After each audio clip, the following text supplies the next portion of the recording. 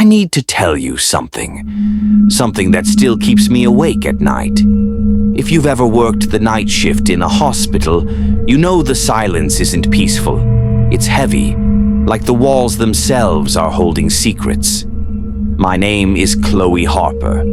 I was 24 when this happened. I thought I had landed a simple weekend job at a small rehab hospital in rural Ohio. But I was wrong. From the very first night, I felt like I wasn't alone. It started with a sound, the sharp, steady rattle of keys echoing down the hall. At first, I thought it was just another nurse doing rounds. But when I peeked into the hallway, the corridor was empty.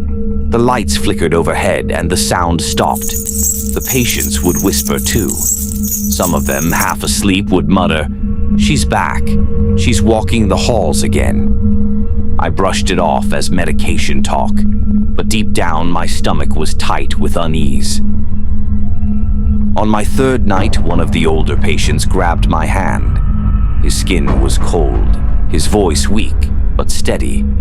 He asked me, "Have you seen her yet?" "Nurse Vex?" I froze. I had never told anyone about the keys. The man went on to tell me that Clara Vex was a nurse who worked here decades ago. She was cruel, cold. She preyed on the weakest patients. Some said she hastened their deaths just to keep the ward quiet. She was fired after too many complaints. But the patients claimed she never left. And when you hear the keys, it means she's looking for someone new. That night, I tried to convince myself it was just an old story. But around 3 a.m., I heard the keys again. This time, the sound stopped outside the door of the room I was charting in. My chest went tight. Slowly, I looked up. In the reflection of the glass door, I saw her. A woman in a faded nurse's uniform, her face pale, her eyes dark and sharp. At her hip, a heavy ring of keys swayed back and forth, rattling softly. I spun around. No one was there. But the keys, I swear I still heard them, faintly jingling as if mocking me. After that, things only got worse. Hall lights would go off in empty rooms, doors would creak open on their own. And every time I worked nights, the keys followed me. Once, I was helping a patient back into bed when I felt cold fingers brush my arm. When I looked down, the patient was sound asleep. But behind me, I heard the sharp clink of metal hitting the floor. A single rusty key lay at my feet. I didn't touch it. The last night I ever worked there was the worst. The halls were darker than usual, the air freezing. My hands were trembling as I made my rounds. The rattling began again, closer this time.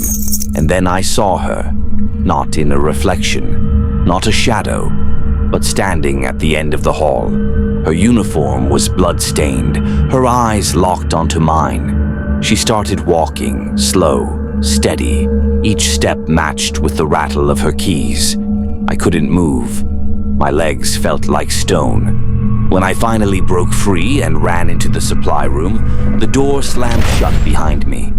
The keys scraped against the other side of the door. One by one, they tested the lock.